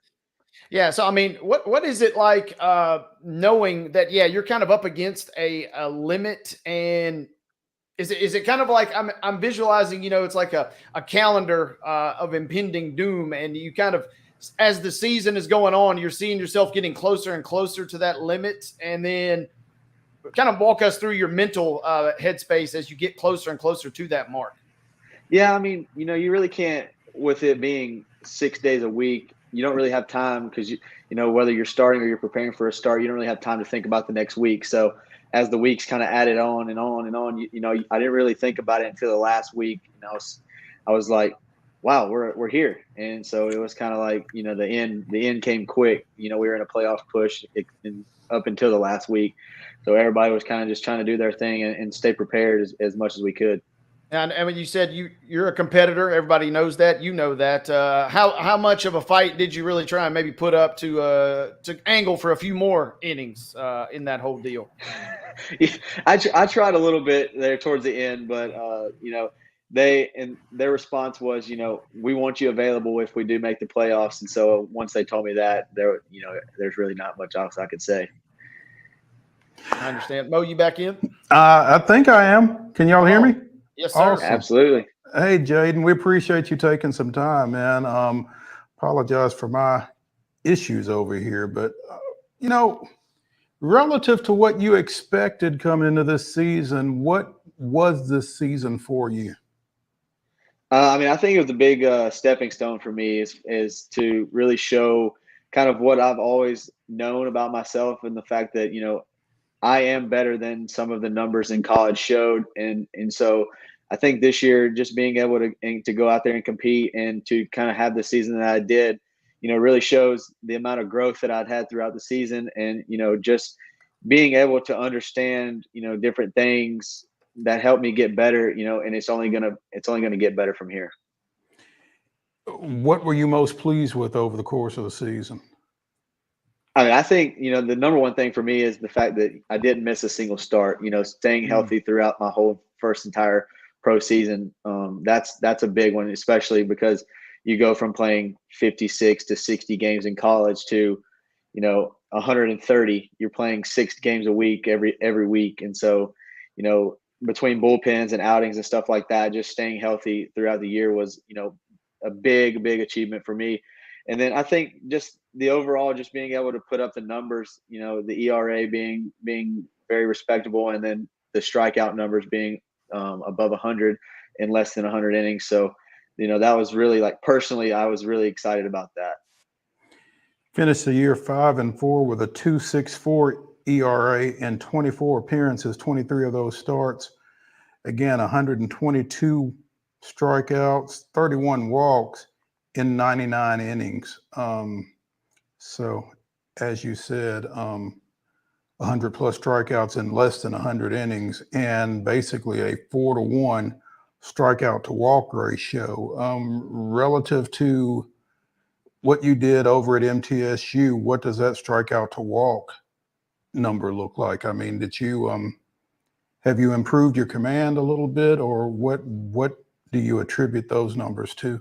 No, absolutely. Just being able to command everything and every count was kind of the big thing. I mean, you know, I think for me, the biggest jump was being able to throw off speed, even if I'm behind in the count. Just trusting the stuff that I have and I've worked on and stuff like that. You know, in college, you kind of get behind, you don't really want to walk a guy or whatever, and you give them a fastball, and then, you know, either you didn't hit strike zone, or, you know, they did damage to it. So I think the biggest thing was having 4 pitches that I could command in every count this year has been, you know, the biggest jump for me. I saw an article somewhere, and I've not been able to relocate it, but you talked about kind of finding the top of the strike zone with your 4-seam, and that wasn't necessarily something that you were doing at MTSU, but with your velo, being able to elevate the fastball in the zone is a good thing to be able to do. And clearly you found that out and were able to have some success doing so. Yeah, absolutely. I mean, I think that goes along with kind of just being able to throw 4 pitches in the zone for strikes. But the biggest thing is, you know, understanding what my pitches were doing. There's all sorts of technology and stuff like that. But, you know, to be able to put it all together and also combine it with the scouting reports that I was getting week in and week out really helped me, you know, understand that, you know, fastballs at the top really do work. And, you know, pairing it with the 12-6 curveball, you know, those two really paired together well, you know, and they weren't able to kind of, you know, sit on a single pitch. Jaden, I got to ask you, what's it like being in that predominantly Michigan-based league? I mean, I don't know a whole lot about the Lansing Lugnuts. Maybe you can give me an update on what it means to go take a road trip to Lansing for a baseball game. How was the geography, and how did that kind of adjustment go down for you? Yeah, it wasn't too bad. I think our furthest trip that we made one to Wisconsin, we made one to Dayton, and so those were kind of the two biggest ones. I think they were around 5.5 hours. But having the Monday off day really helped because we could use that as a travel day and not have to pair it with traveling 5 hours and then playing the game that night. So, and then we had Lansing, that was an hour down the road, so that was always a good trip because you drive an hour and then you play, and then you finish the series and you get to drive an hour back and you're back home. So it wasn't like you were spending too much time on the bus. But there's a lot of good teams and a lot of good fields in the Midwest League. With ours being probably number one, we averaged 6,500, 7,000 fans, got up to 9,000 fans in one night. Just big part, pitcher friendly for sure. I love playing at home, but the West Michigan, the team does an incredible job of getting fans there for us. And so that was a huge experience that I really didn't get to experience being in a Conference USA mid-major program in college. Yeah, it seems like they came out and supported you guys. And it's interesting too, right? Because on the surface level, you may think, the West Michigan Whitecaps, you don't know a ton about them, who would go out and support. But it seems like those folks, especially in the Midwest, sometimes when there's not a lot going on, they really rally to their local teams. And it's good to hear that you said 9,000 fans. I mean, that's a healthy crowd for a smaller division baseball game, right? Yeah, absolutely. I mean, it was like that everywhere. I mean, I think Dayton has the longest, sold out attendance record in all of sports or whatever. They're always drawing a good crowd. Being in Lansing, you have Michigan State, they're drawing a good college crowd. And I mean, everywhere you go, it's a good crowd just in the Midwest League. Like you said, I don't really know if they got a whole lot going on in the summer or not, but everywhere we went, they were showing up for sure.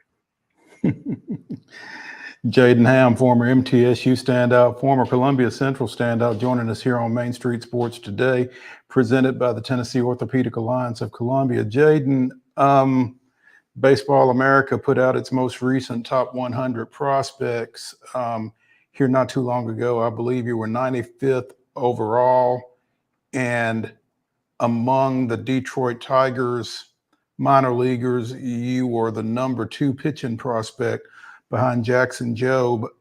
In your first full season, to have earned that kind of respect and those kind of accolades from people that know ball, what's that mean to you? Oh, I mean, it means a whole lot. I don't ever try to get caught up in numbers and rankings and stuff like that. But when a Baseball America or somebody puts that out, it really shows the work that I've put in, and it's kind of rewarding on that aspect. To now people are kind of learning, my name and stuff like that, and it just drives me to want to work more, and keep trying to climb up that list, and to be the second pitching prospect right now behind Jackson Jobe, who's the number 1 pitching prospect in all of baseball right now. Is I mean, that guy is unbelievable. So to be right there, it just, the work and stuff like that it's made this road a lot more exciting, the journey, and especially being my first full year. You talked about staying healthy, making all your starts, that kind of thing. And again, it was your first full professional baseball season, from spring training in, late February, early March, to just getting home this past weekend. That's a grind. What has that been like? What's it been like dealing with that, mentally, emotionally? I mean, we were just talking earlier in the show about the Minnesota Twins catcher. I'm sure you've heard about it, that got cut for tipping pitches down in the Florida State League because he didn't want to go to the playoffs. He was ready to go home. I mean, how do you adjust to that long season that you've just been through? I mean, I think, it's a grind for sure. And as long as you're healthy, I think it makes it a lot easier because you don't really you're not really trying to get back to playing, and, you can focus on, your bullpens between starts, and then next thing you know, 2 days later you have another start. And so like the focus is always on your next start or your next bullpen. So it doesn't really seem as long as it does. There's certain months, you start creeping up on the All-Star break and you're like, oh, we're so close to getting a break. And so you start thinking about how long you've been doing this, and then you come back and it's kind of like, well, I'm going to be here for another while. So you don't really think about it. And then you get towards the end, you're like, wow, we have 2 weeks left. Like we're almost in September. And so then you start thinking about it again. But other than that, I mean, you really, when you wake up that you're going to have a baseball game that day, other than Mondays on our off days. So you kind of just keep to the same routine. You wake up, get breakfast, whatever, and then you're at the field at 1, and then, games at 6:35. So it's kind of the same. You get in a pattern. And so it doesn't really seem as you're doing as much as from the outside looking in. There's worse ways to live a life, I guess, huh? Oh, absolutely. You mentioned the catcher. I think that's kind of funny because he got drafted in July and he was already ready to go home. He played 2 months, and it was just getting warmed up, man. I mean, the Florida State League at that time is brutal for sure. I mean, feels like 110 every day. You step outside, you're sweating. But I mean, I've been, doing this since February, and you still have to make it to September. I mean, that's a lot. And our coaching staff put it the best way is, in kind of our exit meetings. They were like, if you want to make this a lifestyle, you ultimately at this point when you're getting to go home, you have 2 months left if you want to win a championship. So in the big leagues, going until October, you're not even close at this point. So just hearing that kind of, made the minor league season feel short. Yeah, absolutely. Hey, and that's one thing I wanted to ask you, Jaden, is you take this first season, you were a professional baseball player, but now what will you do? What are 1 or 2 things that you're going to take away from this season into next year, whether it's mental or physical, anything to kind of help you become an even better quote unquote pro for next year? Yeah. I mean, I think the biggest thing, talking to the coaching staffs and the strength coaches and stuff like that at the end of the season is just, being able to form a better strength routine within the season.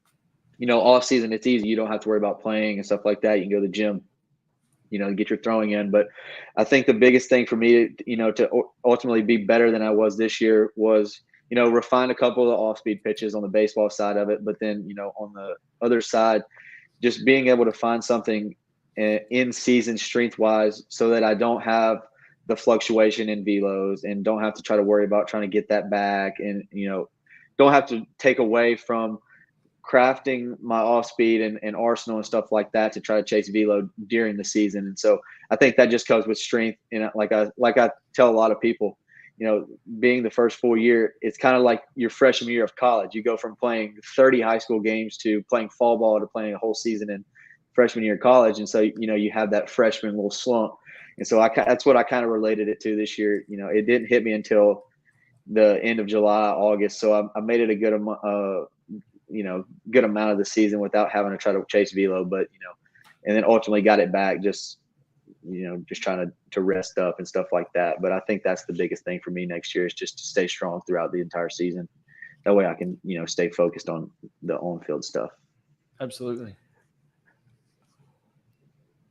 JADEN HAMM joining us here on Main Street Sports Today, presented by the Tennessee Orthopedic Alliance of Columbia. JADEN, you talk about the transition from high school to college and from college to pro. I don't know how much you got to keep up with your high school alma mater's program this past spring, but they had a young man on the mound named Lane Sharp who threatened the single season strikeout record over at Columbia Central.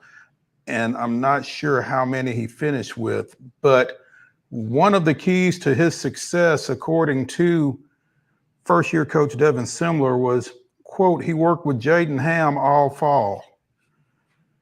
JADEN's got the high spin rate. Lane's got the high spin rate. It gets on you a lot quicker. Talk about, being able to maybe impact some of these younger guys around here and, what that means to you. Oh, it means a whole lot. Coach Devin Simler opened up his entire, field and being able to go up there and help him and also be able to get my work in too. It makes my life a lot easier not to have to try to find somewhere to throw and stuff like that. I go work out at game time and then go up there and throw with Devin and the high school team with those guys. And, it's staying local and also being able to be up there with those guys and help Devin out with the pitching side of things. It's an enjoyment for me too. What do you feel like your off season looks like this time around? I think ultimately it's going to kind of be the same. Right now, at least, just working out, just getting my work in at game time in the mornings and stuff like that, and then going up there and throwing with the high school team and Devin and stuff like that, and then also after I'm done with my work, hanging around and kind of doing exactly what I did last year with, helping with a couple of little mechanical things to help them, gain a couple more miles an hour, or help them develop another off-speed pitch and stuff like that. It's just stuff that I love to do. I kind of just being engulfed in technology and being around a bunch of pitching coaches and stuff like that. Now I kind of have a little eye to, where I can pick up a small adjustment that, they don't really have to work on for very long, and they don't feel like they're losing what they've already gained. So, to be able to see that and transition into the season. I mean, Lane had an incredible season, and, I don't really know if it's anything that I did, but, just trying to help him understand exactly what his pitches are doing. And, that was the biggest step for me is, you can throw everything that you've been taught, but if you don't really know when or where you should throw them, then, you're not going to get the best results. Jaden, you dropped this tweet. Let me check the date, make sure I get it right here. June 28th of 2019. It's your pinned tweet on your Twitter profile here. And it says you're excited about committing to MTSU and furthering your academic and baseball career. And we sit here on September 13th, 2024, and you just wrapped up your first professional season. How special is that to you, kind of from where you've come? Because it doesn't seem like that far, in my mind at least. Yeah, no, that's crazy to think about for sure.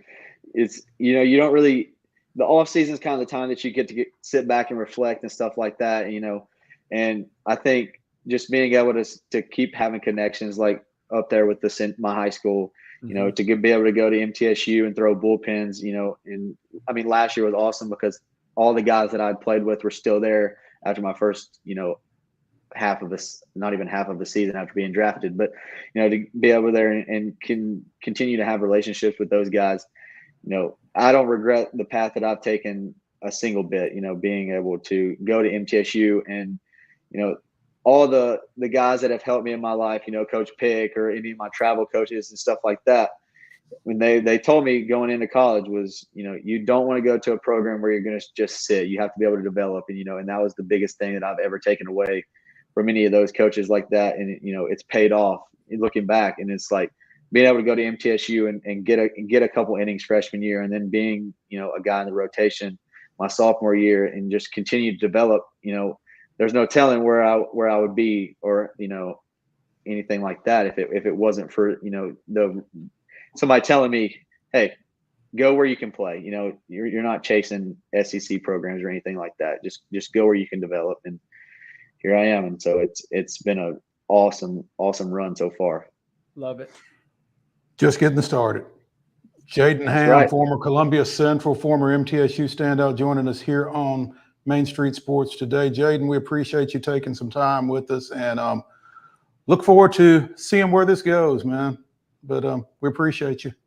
Absolutely. Thank y'all for having me. It's awesome. All right. Thank you, Jaden. When we continue on Main Street Sports today, presented by TOA of Columbia, Wade and I are going to try to give you some college football picks, and, take these for what they're worth. I'll just leave it at that. We'll be back after this.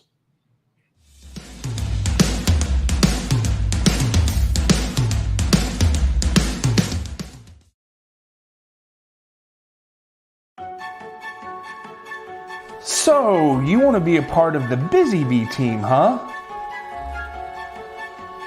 Well, how do you see yourself fitting into the organization? Oh, I get it. You want to be a weather bee.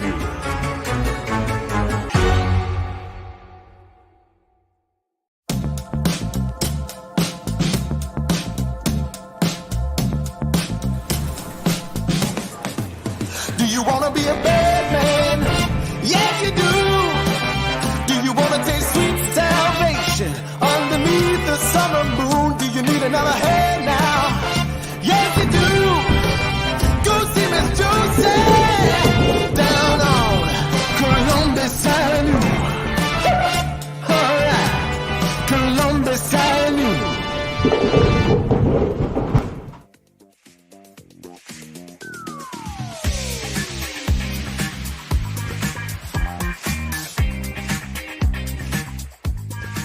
The weekend update here on Main Street Sports Today, presented by the Tennessee Orthopedic Alliance of Columbia. I'm Maurice Patton. That's Wade Neely, and it's time for us to attempt to pick some college football games. I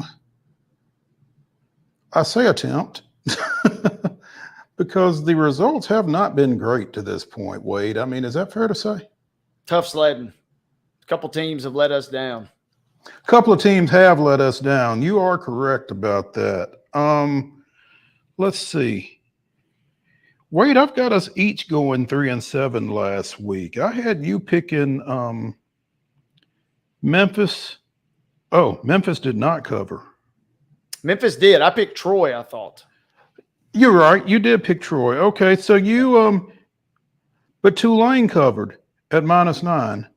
Yep. And Nebraska won, and UT won. Big. So I think we were both 3-7. Oh yeah, let me get this back. Then I shorted myself a win here. I'm struggling with the 3-7 win, baby. Yeah, I don't want you. Don't short yourself. So Tulane almost won that game outright, which is crazy to think about, but here we are. And exactly. Hey, let's let the past be the past. And well, I'm good with that. Hope Springs Eternal and Hope Springs Eternal tonight. There are only 2 games this week, Mo, that feature ranked opponents, and one of them is tonight as number 20 Arizona goes to the team that almost lost to Tulane last week. They go to Manhattan, Kansas, to take on Kansas State. Kansas State is a 7-point favorite in tonight's showdown. I think Kansas State, after the scare that they got in New Orleans this past weekend, will be fully focused, and I like Kansas State to cover against the Wildcats, making I presume it's their first trip to Manhattan. So I'm taking K-State. Yeah. You would think, and yeah, I'm with you. I think that that K-State had enough of a scare last week. They're going to get things done tonight. I think they win and they cover that 7-point mark. So I mentioned that's one of 2 games. More on that in a moment. We'll have the other ranked game. But we start tomorrow, 11 a.m. The game will be seen on ABC. LSU is ranked 16th in the country. They are favored by 6.5 at South Carolina. It's the first time that game day will be there since 2014. And Dawn Staley is the guest picker. Who are you picking with LSU favored by 6.5, Mo? You know, that's going to be a wild scene over in Columbia, I think. I don't know that South Carolina wins this game outright, but I like them to cover 6.5. They're going to cover the 6.5. I'm with you there. And man, what time do we say this starts? At 11 a.m. 11. Give me a little. I got a little less than 24 hours. I could be talked into taking them outright because yeah, the vibes are going to be off the charts. 2001 Space Odyssey will be absolutely cranked. Darude Sandstorm's going to be cranked. LSU better be careful. It's an early kickoff too. LSU don't do well in those. Moving right along, number 4 Alabama, big number and a big road trip. They head up to Madison, Wisconsin to take on the Badgers. That will be 11 a.m. on Fox. Who do you like? Bama -16 at Wisconsin. That is a big number, but I don't know how good Wisconsin is. I'm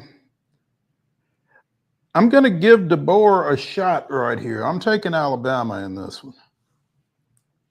I'm taking Wisconsin, but I think Bama only because they give up a late field goal, maybe a late touchdown, and it's a backdoor cover situation. I think Bama does get the win. This is not your mom and pop's Wisconsin team. They're kind of in a weird state of flux right now. So I think Wisconsin covers, but it's only late, in my opinion. Moving right along, 11 a.m., ESPN. Memphis is at Florida State. Do the Noles cover 6.5, Mo? Man, you feel like this is kind of Florida State's last chance almost to hang on to any credibility. Memphis is playing pretty well defensively, I feel like. At home, I'm going to go with Florida State to cover, but this is not a comfortable pick. Well said. I'm going to pick Florida State, but I'm not real happy about it. I'm not real happy about it. Yeah. I'm in the same boat. Give me FSU. In this scenario, it could be a tie ball game and they score a touchdown at the end and win by 7, and we still cover that number. So I like Florida State, but yeah, not very excited to pick it. The only other ranked game, 2 ranked opponents, number 24 Boston College makes its first trip. Where did I see this? First trip versus an SEC opponent on the road since like 1998 when they went to Neyland Stadium. They go to Missouri. Again, not your mom and pop SEC program, I guess, but number 24 Boston College at number 6 Missouri. The line is 15.5. I don't like Missouri by 15.5. I like Boston College to cover. I don't know if they win outright at Como, but I like them to cover 15.5. Yep, I'm taking Boston College as well. Missouri's pretty good, but I'm not sold on them just yet to cover that big of a number. Moving right along, this game usually is played the last week of the season, but due to conference realignment, number 9 Oregon at Oregon State in Civil War. It'll be 16.5. Does Oregon cover that number on the road? Yeah. I think the Civil War, I think the hostilities are going to be pretty high. I think Oregon covers that and then some. I'm torn on this. I'm going to take Oregon as well, though. I want to believe in the Beavers. Oregon has not been impressive, but I'm taking the Ducks with you as we move along. Winding out of time here, but Tulane is at Oklahoma. Oklahoma is favored by 13, 2:30 kickoff tomorrow. Man, as well as Tulane played last week, as well as Oklahoma did not play last week, I like Tulane. That's what they want you to believe. Whenever this happens, I feel like the opposite happens. I'm just going off a hunch. I feel like Oklahoma, if they don't overlook Tulane, remember they got Tennessee coming up. If they don't overlook Tulane, they win big. I like Oklahoma to cover just because it seems a little too suspicious, right? Moving on. Texas A&M at Florida. This is the game producer Mark has had circled on his calendar for weeks. Texas A&M's favored by 3. I like A&M outright. I mean, I think they cover 3 and then some. I like A&M in this one. I am with you. I think Texas A&M wins this game, and Florida, the seat gets even hotter. Moving right along. Here's one near and dear to our hearts. Does Western Kentucky cover -7 at MTSU tomorrow night? I cannot pick Western Kentucky. Can't do it, as Mike Singletary would say. I would normally not pick them, but I'm in a desperate situation, and I think they cover the 7. I'm afraid to say it. You can burn my alumni card Monday on air when the MTSU covers, but I'm desperate for wins. I got to go Western Kentucky -7. Speaking of -7, speaking of rivals, Colorado, do they cover 7 at Colorado State Saturday night? I believe they do. I believe Deion gets them right this week, and I think this is a game that Colorado almost has to win. So, yeah, I'm taking Colorado to cover. I'm going to take Colorado State, just go a touch contrarian just to spice things up. I think it's going to be a very close game. Last year's was electric. I think this year's will be as well. We'll see how we do when we come back on Monday. Absolutely. That's going to do it for this week's college football picks. That's going to do it for the weekend update edition of Main Street Sports Today, presented by the Tennessee Orthopedic Alliance of Columbia. Hey, be sure and go to mainstreetpreps.com for all of your high school football coverage this weekend. We will see y'all back here at 2 o'clock on Main Street Sports Today, presented by the Tennessee Orthopedic Alliance of Columbia. Have a great weekend.